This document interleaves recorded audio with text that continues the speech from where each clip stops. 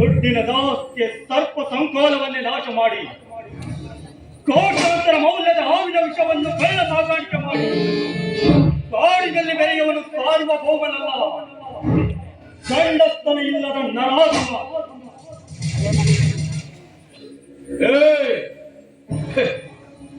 ನೀನು ಈ ನನ್ನ ಕಾಡಿಗೆ ಬಂದಿದ್ದೆಲ್ಲ ನಾನು ಅಪ್ಪಳಿಂದ ಬಂದಿಲ್ಲ.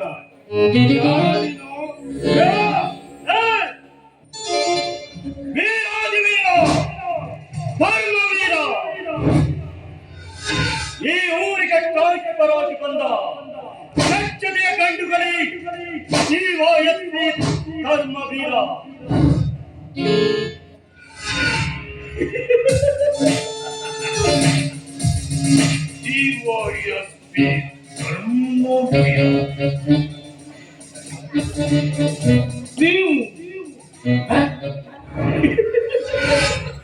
ಅದು ಈ ಕಾಡಿನಲ್ಲಿ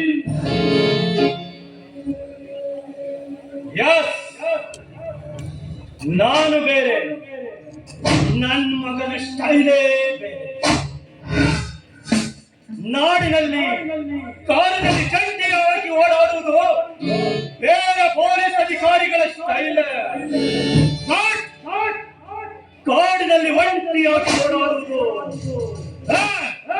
ಈ ಧರ್ಮವೀರನ ಸ್ಟೈಲ್. ನೆನಪಿಟ್ಟಿದ ಮಿಸ್ಟರ್ ಧರ್ಮವೀರ, ಈ ಸಮರಸಿಂಹನ ಪರ್ಮಿಷನ್ ಇಲ್ಲದೆ ಯಮ ಕೂಡ ಪ್ರವೇಶಿಸಲು ಸಾಧ್ಯವಿಲ್ಲ.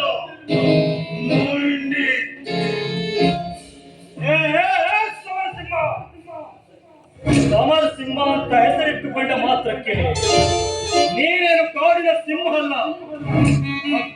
ನೀನೊಬ್ಬ ಕಾಡಿನ ಕೈಲ.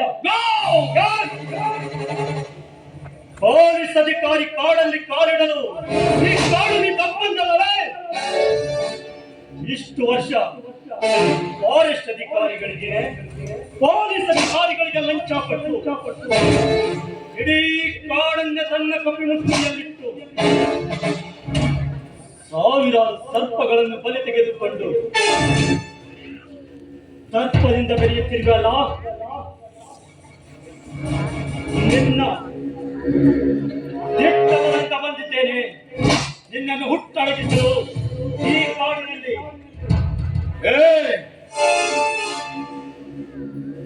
ನಿನ್ನಂಥ ಪೊಲೀಸ್ ಅಧಿಕಾರಿಗಳು ಎಷ್ಟೋ ನನ್ನ ಕಾಡಿಗೆ ಬಂದನ್ನು ಚಟ್ಟ ಕಟ್ಟಲು ಬಂದವರು ಹೀಗೆ ಕಾಡಲ್ಲಿ ಮಟ್ಟ ಹಾಕಿದ್ದೇನೆ.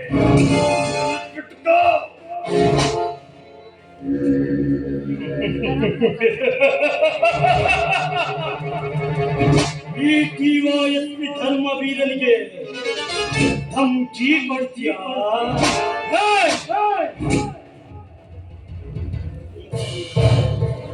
ಈ ಧರ್ಮವೀರ ಈ ಕಾಡಿನಲ್ಲಿ ಬಳೆ ಕಟ್ಟು ಬಂದಿಲ್ಲ, ಕಾಕಿ ತೊಟ್ಟು ಬಂದಿದ್ದೇನೆ. ಸಾಯಬೇಕಂದ್ರೆ ನಾನು ಸಾಯಲಿಕ್ಕೆ ರೆಡಿ ಆಗ್ಬಿಡ್ತೀನಿ.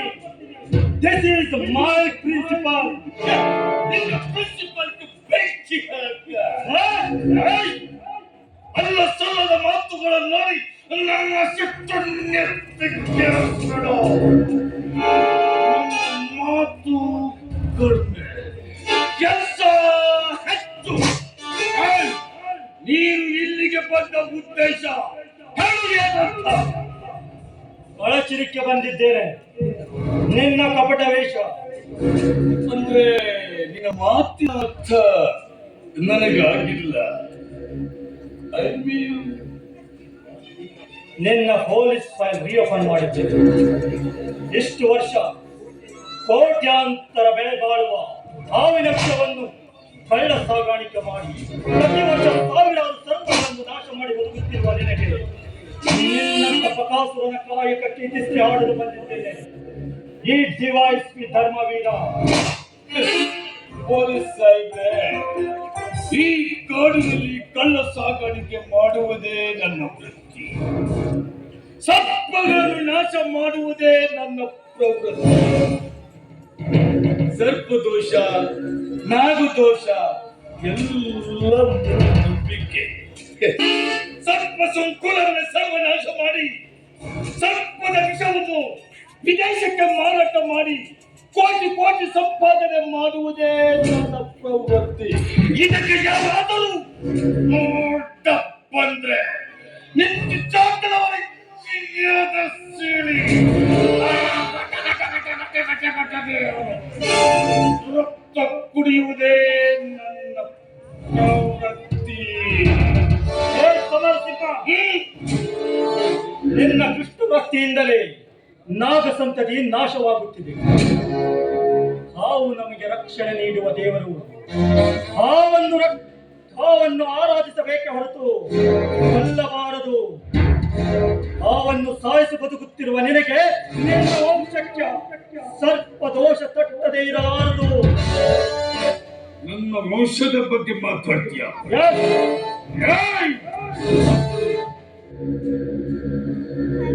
ನಾನು ಅಪರಾಧಿ ಎನ್ನುವುದಕ್ಕೆ ನಿನಗೆ ಸಾಕ್ಷಿ ಎಲ್ಲಿದೆ? ಸುಮ್ಮನೆ ಬಂದ ದಾರಿಗೆ ಸುಂಕವಿಲ್ಲದೆ ಹೊರಟು ಹೋಗಪ್ಪ, ಹೊರಟು ಹೋಗು. ಅಷ್ಟು ಸುಲಭವಾಗಿ ನಿನ್ನನ್ನು ಅರೆಸ್ಟ್ ಮಾಡಲಾರೆ. ಹಂತ ಹಂತವಾಗಿ ಹಂತಕರನ್ನು ಗಲ್ಲಿಗೇರಿಸುವುದೇ ಈ ಡಿವೈಎಸ್ಪಿಯ ಕೆಲಸ.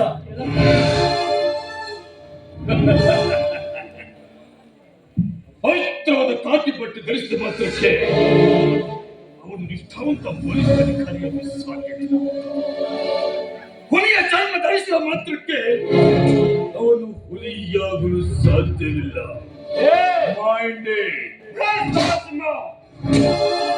ಸಮರಸಿಂಹ ಅಂತ ಹೆಸರಿಟ್ಟುಕೊಂಡ ಮಾತ್ರಕ್ಕೆ ನೀನೇನು ಕಾಡಿನ ಸಿಂಹನಲ್ಲ. ಮಿಸ್ಟರ್ ಸಮರಸಿಂಹ, ಕಾಕಿ ತೊಟ್ಟು ನಿನ್ನ ಭೋಗದ ಲೋಕಕ್ಕೆ ಜಡ್ಜ್ ಎಂಟ್ರಿ ಕೊಟ್ಟಿದ್ದೇನಷ್ಟೇ. ಇನ್ನು ಮುಂದೆ ನಿನ್ನ ನಡುವೆ ಕಬಡ್ಡಿ ಕಬಡ್ಡಿ ಕಬಡ್ಡಿ ಆಟ. ನನ್ನೊಂದಿಗೆ ಕಬಡ್ಡಿ ಆಟಲು ಕತ್ತೆ ಶಾಲೆ ಮಕ್ಕಳ ಆಟದ ಮೈದಾನ ಅಲ್ಲ. ನೀನು ಯಾವ ಆಟ ಆಡಿದ್ರು ಮಾತ್ರ ನನ್ನ. ಯಾಕೆಂದ್ರೆ ಈ ಕಾಡಿಗೆ ಸಿಂಹರಾಜನಾದ್ರೆ ಈ ಸಮರಸಿಂಹ ಭೂಗತ ಲೋಕಕ್ಕೆ ರಾಜ. ಇದು ಈ ಕಾಕಿಗೆ ಗೊತ್ತಿಲ್ಲ. ಸಮರಸಿಂಹ, ನೀನನ್ನ ಕಾಕಿಗೆ ಟಚ್ ಮಾಡಿದರೆ ನಿನಗೆ ಸಿಗುವುದು ಯಮಲೋಕಕ್ಕೆ ಪರ್ಮಿಷನ್. ಇದೇ ರಿವಾಲ್ವರ್ನಿಂದ ನಾನಿನ್ನ ಚಿಂದಿ ಉಡಾಯಿಸಿದ್ರೆ ನನಗೆ ಸಿಗುವುದು ಪ್ರಮೋಷನ್. ಇವತ್ತಿನಿಂದ ಈ ಪುಂಡ ಸಿಂಹಕ್ಕೆ ಗತಿ ತೋರಿಸಲೇಬೇಕು. ಇವತ್ತಿನಿಂದ ನಾನು ಪರಶುರಾಮನ ಅವತಾರ ತಾಳಲೇಬೇಕು. ಜಟಾಕಟಾಹ ಸಂಭ್ರಮ ಮಂದಿರಿಂಪ ನಿರ್ಜರಿ ವಿಧಾನ ನೀಚವಲ್ಲರಿ ವಿರಾಜಮಾನ ಮುತ್ತರಿ ಜಗತ್ತಗತ್ತಗತ್ತಗಚ್ಚವಲ್ಲಲಾಟ ಪಟ್ಟ ಪಾವಕ್ಕೆ ಕಿಶೋರ ಚಂದ್ರಶೇಖರೆ ಪ್ರತಿ ಪ್ರತಿಕ್ಷಣ ಮಮ. ಸಮರಸಿಂಹ ಮಾಡ್ತೀರಿ ಸಮರಸಿಂಹ.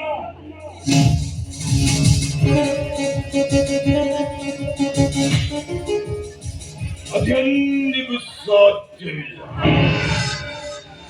ನನ್ನ ಪುಂಡ ಚಟ್ಟ ಕಟ್ಟಲು ನಿನ್ನ ಸಾಧ್ಯನ ಮಗನೇ. ನಾನು ಯಾರು ಅಂತ ಗೊತ್ತಿಲ್ಲ, ಸರಿಯಾಗಿ ಗೊತ್ತಿಲ್ಲೋ. 9 ತಿಂಗಳ ಹೊಟ್ಟೆಯಲ್ಲಿ ಹುಟ್ಟುವ ಮಗುವಿಗೆ ಕೇಳಿದ್ರೆ ಹೇಳ್ತಾನೆ ಇವನು ಯಾರು ಅಂತ. ಈಗಲೇ ಸಾಯುವ ಮುದುಕಿನ ಕೇಳಿದ್ರೆ ಹೇಳ್ತಾನೆ ಇವನು ಯಾರು ಅಂತ.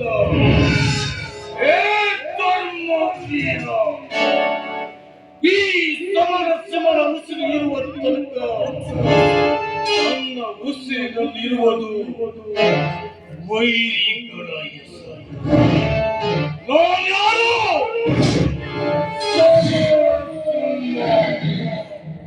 ಪರಚರನ ಪಾಲಿಗೆ ಉಗ್ರ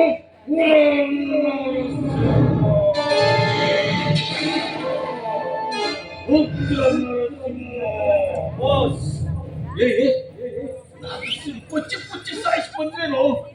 ಕೊಚ್ಚಿ ಸಾಯಿಸ್ಲಿಕ್ಕೆ ನಾಗಶ್ರೀ ಅಲ್ಲ ಅವಳು, ಸರ್ಪಿಣಿ.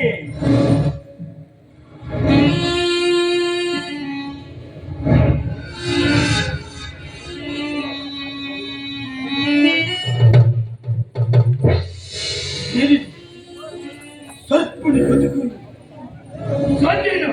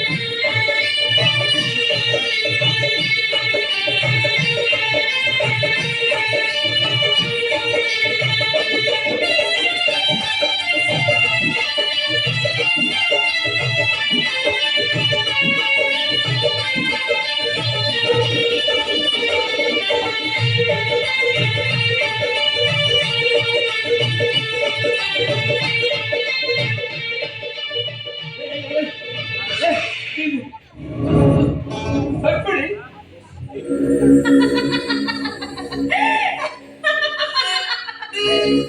ಹೌದು, ನಾನೇ ಸರ್ಪಣಿ. ದರ್ಪಕ್ಕೆ ತೀರ್ಪು ನೀಡಲು ಬಂದ ಮಹಾ ಸರ್ಪಣಿ.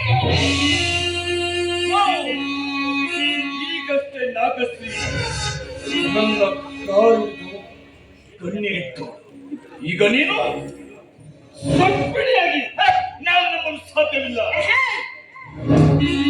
ನಾಗಶ್ರೀಯಾಗಿ ಸರ್ಪಣಿಯಾಗಲು ಸಿದ್ಧ. ಚಂದ್ರಮುಖಿಯಾಗಿ ಜ್ವಾಲಾಮುಖಿಯಾಗಲು ಸಿದ್ಧ. ಹೇ ನಾಗಶ್ರೀ, ನೀನು ನಾಗದೇವತೆಯ ಆರಾಧಕಿ. ಆ ನಾಗದೇವತೆ ನಿನ್ನ ಮೈ ಮೇಲೆ ಬಂದಿರುವುದು. ಸರ್ಪಣಿಯಾಗಿ ನನ್ನ ಮೇಲೆ ಸೇರು ತೀರಿಸಿಕೊಳ್ಳಲು ಎಂದಿಗೂ ಸಾಧ್ಯವಿಲ್ಲ. ಕೆಲವೋ ರಾಕ್ಷಸ, ನೀನು ನನ್ನ ಆರಾಧಕಿ ನಾಗಶ್ರೀಗಳ ಮಂಗಲವನ್ನು ಕಿತ್ತು ಹಾಕಿರಬಹುದು ನಿಜ. ಆದರೆ ಅವಳ ಹಣೆ ಬರಹ ಕಿತ್ತು ಹಾಕಲಿಕ್ಕೆ ಯಾವ ಕಾಲಕ್ಕೂ ಸಾಧ್ಯವೇ ಇಲ್ಲ. ನೋಡು, ನಿನ್ನ ಹಾಗೂ ನಿನ್ನ ಮಗನನ್ನ ಬಲಿ ತೆಗೆದುಕೊಳ್ಳದೆ ಈ ನಾಗದೇವತೆ ಯಾವ ಕಾಲಕ್ಕೂ ಬಿಡುವ ಮಾತೇ ಇಲ್ಲ. ನನ್ನೊಂದಿಗೆ ಮತ್ತು ನನ್ನ ಮಗನೊಂದಿಗೆ ಆಟ ಆಡಿದರೆ ಸುಟ್ಟು ಬೂದಿ ಮಾಡಿಬಿಡ್ತೀನಿ. ಹುಷಾರ್, ಹೋಗಿಂದ ಆಯ್ತು ಹೋಗು. ನೀನು ಒಂದು ಸಾಸ್ತ್ರಿಯನ್ನು ಸಂಹಾರ ಮಾಡೋಕೆ ಸಿದ್ಧರಾಗಿರಬಹುದು ನಿಜ. ಆದ್ರೆ ಮತ್ತೆ ಅವತಾರವನ್ನ ತಾಳೆ ಹುಟ್ಟಿ ಹುಟ್ಟಿ ಬರ್ತಾನೆ ಇರ್ತೀನಿ. ನಿನ್ನ ಸಂಹಾರ ಮಾಡ್ತಾನೆ ಇರ್ತೀನಿ. ಆದ್ರೆ ನಿನ್ನ ಮಗಳನ್ನ ಬಲಿ ತಗೊಳ್ದೆ ಯಾವ ಕಾರಣಕ್ಕೂ ಹೋಗಕ್ಕೆ ಇಲ್ಲ. ನನ್ನ ಮಗನನ್ನು ನಾವು ಸೋಲು ಮಾಡ್ತಂದ್ರೆ ಇದೇ ಬದುಕಿನಿಂದ ಇದೇ ಉತ್ತಮ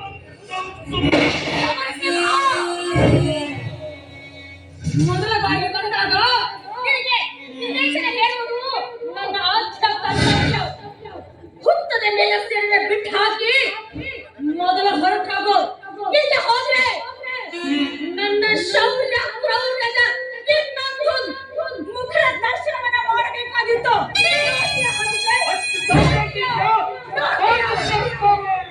ದಷ್ಟ ಮೋಕ್ಷಗಳ ಲಕ್ಷ್ಯವನ್ನ